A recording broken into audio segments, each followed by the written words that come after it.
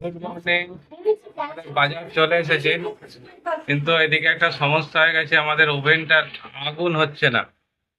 ওর জন্য এখন পাপ্পু লেগে আছে ওভেনের দিকে।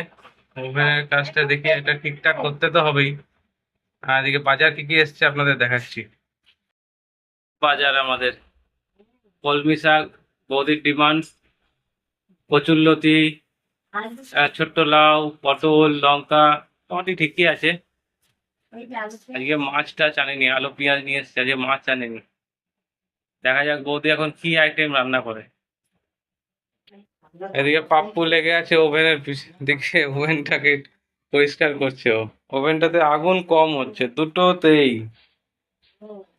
তো একটা আবার একটু ঠিক হয়েছে, আর একটা এখন বাকি আছে, ওটা দেখছে। বৌদি বলেছে ওভেন ঠিক না হলে আজকে রান্নাই করবে না। আগে ছেলেগুলো রান্না করে মেয়েদেরকে খাওয়াবে, ওভেন ঠিক না হবে। এ সম্ভব বলেন? ও সোনা, সোনা, এও সম্ভব? হ্যাঁ, এইগুলো কোনো দায়িত্ব হলো বলো? বলে কিনা রান্না করে খাওয়াতে হবে। আচ্ছা না, তুমি রান্না করবে? হ্যাঁ, হ্যাঁ, করবে।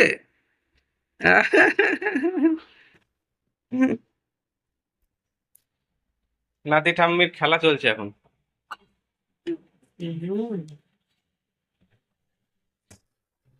দেখ এবার জ্বালিয়ে কি হচ্ছে রেজাল্ট। এবার হবে পাপ্পু মিস্ত্রির অগ্নি পরীক্ষা, কি কাজ করলো দেখা যাক। দেখ ঠাকুরের নাম নিয়ে জ্বালা। নতুন ওভেন, তাই নিয়ে এখন এই লড়াই।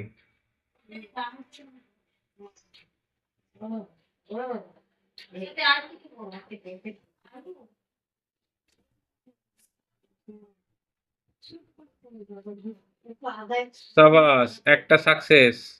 এদিকেরটা বাহ, দুটোই হয়ে গেছে। Good, Pappu success. ওভেন ঠিক হয়ে গেছে। এবার বলো, এবার বলো কে রান্না করে খাওয়াবে? এবার কি হ্যাঁ, রান্না করবো? এইবার কি রান্না করবো? হ্যাঁ, এবার কি রান্না করবো? সোনা, ও সোনা, ওভেন ঠিক হয়ে গেছে। হ্যাঁ, তোমার জল গরম তার আগেই হয়ে গেছে। এবার আমাদের খাবার হবে তাহলে। জন্য আমাদের রান্না দেরি হয়ে গেছে, ওভেনটা জানি না কি হয়ে গেছে, ওভেনটা জ্বলছিলই না। এখন পাকু মশাই এসে ঠিক করে দিয়ে গেল, আর বেলাও হয়ে গেছে। কি রান্না করবো? আজকে বেশি কিছু রান্না করবো না, শর্ট কাটিং এ রান্না করবো, সোয়াবিন আলু তরকারি। ওর মধ্যে ডিম দেবে না? ওর মধ্যে ডিম জানি না, এখন দিব না, ওটা পরে বলে দেবো আমি। আসলে তো এখন সোয়াবিন আলু তরকারিটাই রান্না করবো, দিয়ে দিলে বলে দেবো। আজকে আমি আলু সোয়াবিনের তরকারিটা অন্য পদ্ধতিতে রান্না করব, আপনারা দেখতে থাকুন। প্রথমে আমি আলুগুলো, কাঁচা আলু দিয়ে দিচ্ছি। সোয়াবিনটা গরম জলে ধুয়ে পরিষ্কার করে রেখেছিলাম, এটা দিয়ে দিচ্ছি। তারপর পেঁয়াজ কুচি আর টমেটো কুচিটা দিয়ে দিচ্ছি।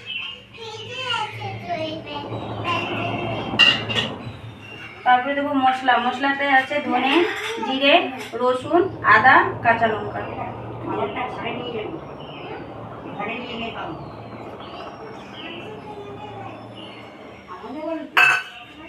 তারপরে দেবো আমি নুন, হলুদ আর কাশ্মীরি লঙ্কার গুঁড়ো।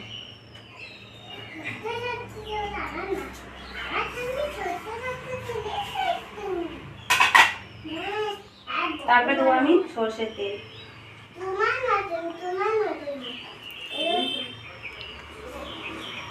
এবার আমি মেখে নেব।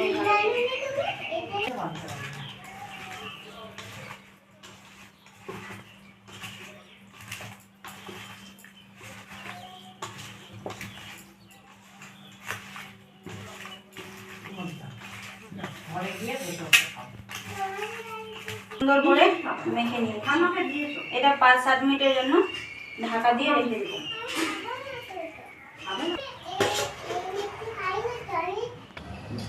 কড়াই গরম হয়ে গেছে, আমি এখন তেল দিয়ে দিচ্ছি।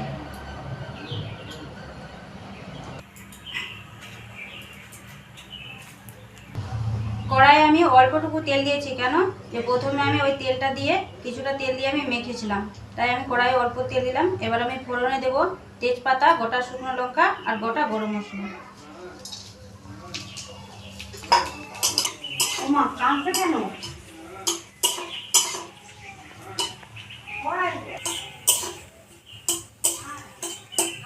এবার আমি ঢাকাটাকে খুলে নিচ্ছি। আমি 5-7 মিনিট বলেছিলাম, 10 মিনিটের বেশিও রেখেছি আমি। এবার আমি এটাকে দিয়ে দিচ্ছি।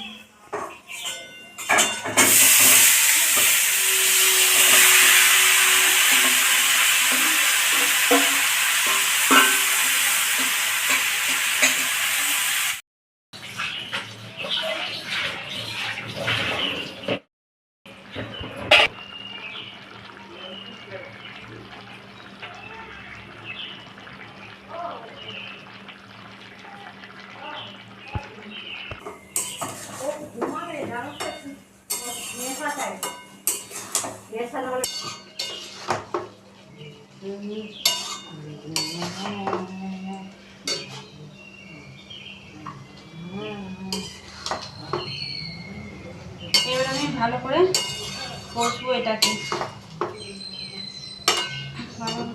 এখন আমি ঢাকা দিয়ে 5-7 মিনিট রেখে দেবো।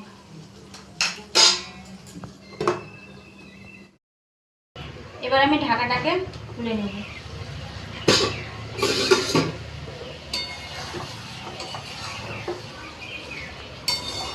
খুব কি সুন্দর। সুন্দর গন্ধ হ্যাঁ, বেরিয়েছে। গন্ধটা বলতে যাচ্ছিলাম, দারুণ হয়েছে দিয়েছে গন্ধটা। ঠিক মাংসের মতোই গন্ধটা বেরিয়েছে। হুম। এটা মাংসের মতনই রান্নাটা। সয়াবিন, হাড় ছাড়া মাংস।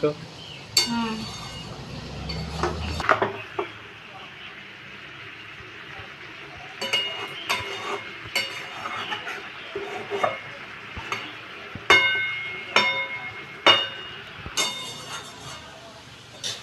এখন আমি এটাকে ভালো করে কষবো।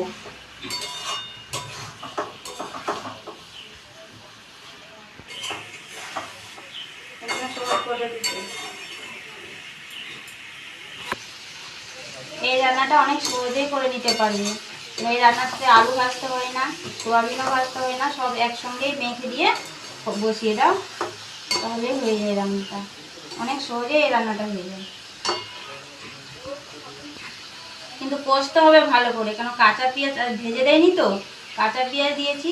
কাঁচা পেঁয়াজগুলোকে ভালো করে না কষলে পেঁয়াজগুলো গাছ ছাড়া ছাড়া থাকবে।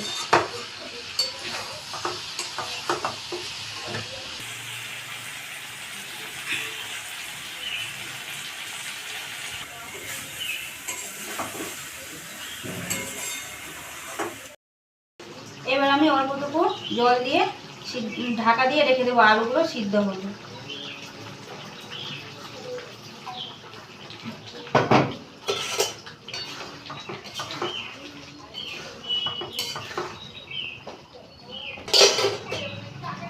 ঢাকাটা দিয়ে দিই। আলুগুলো সিদ্ধ হতে হতে আমি আরেকটা রেসিপি করব, কলমি শাক আর মসুর ডাল দিয়ে বড়া। আমি কলমি শাক নিয়ে এসে কলমি শাকগুলোকে ঝিরিঝিরি করে কেটে নিয়েছি, কেটে ধুয়ে পরিষ্কার করে ধুয়ে নিয়েছি, দিয়ে দিচ্ছি ভাত।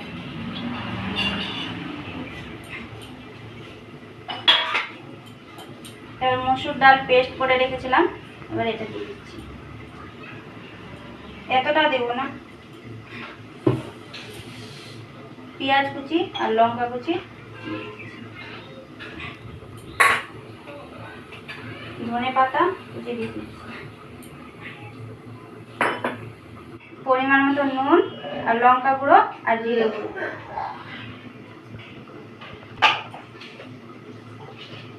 এবার দেবো হলুদ। আর সব দেওয়া হয়ে গেছে, এবার আমি মেখে নেব।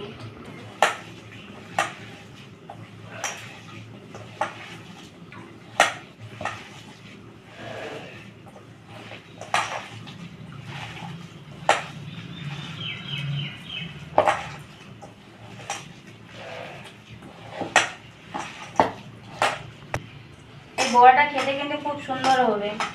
কলমি শাক আর মসুর ডাল দিয়ে বড়া। খেয়ে দেখবে, খুব সুন্দর লাগবে।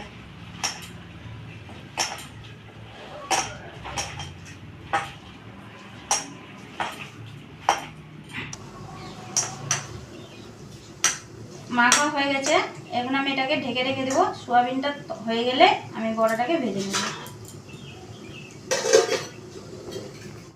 আমি এবার ঢাকাটাকে খুলে দিচ্ছি।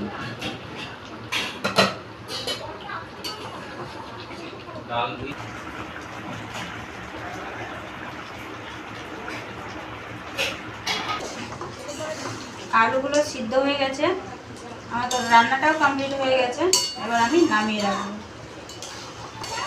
আর পেঁয়াজগুলোও সুন্দর করে গলে গেছে, এবার আমি নামিয়ে রাখবো।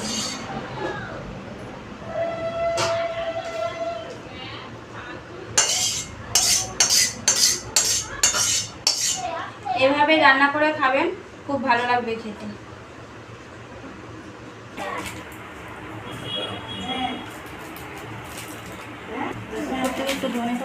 এবার আমি বড়াগুলোকে ভেজে নেব। কড়াই বসিয়ে দিয়েছি, কড়াই গরম হলে আমি কড়াইয়ে তেল দিব।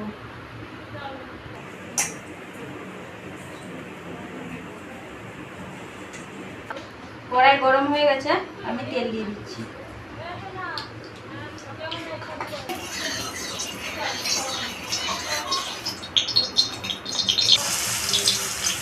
এবার বড়াগুলোকে এইভাবে বানিয়ে নেব।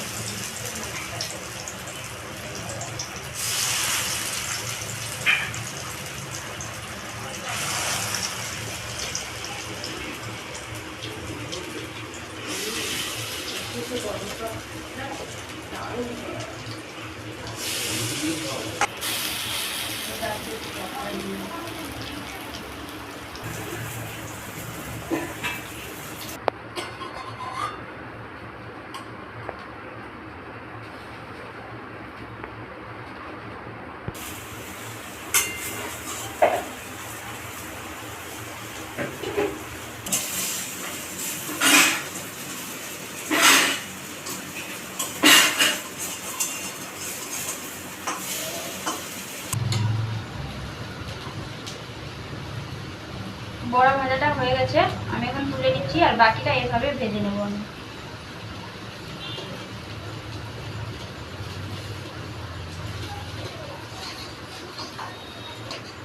একটু লাল লাল করে ভেজেছি, খেতে খুব সুন্দর হবে।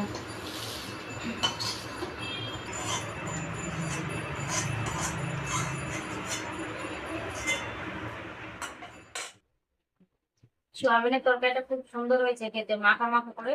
আর কিছুই লাগবে না, এটাই মাখা মাখা করে খেতে খুব ভালো লাগবে খেতে। আর এই যে বড়াটা করেছি আমি, এটা বড়াটা আমি বাবার বাড়িতে দেখেছি, বাবা বৌদি করেছে। বৌদি দেখে খুব ভালো লেগেছে খেতে, তাই আমি এখানে প্রথমবার সবাইকে করে খাওয়াইছি। খুব সবাই খেয়ে খুব ভালো বলেছে, সুন্দর হয়েছে খেতে। আমাদের রেসিপিগুলো যদি আপনাদের কাছে ভালো লেগে থাকে, তাহলে অবশ্যই লাইক, কমেন্ট, শেয়ার করবেন। আর অবশ্যই সাবস্ক্রাইবটা করবেন।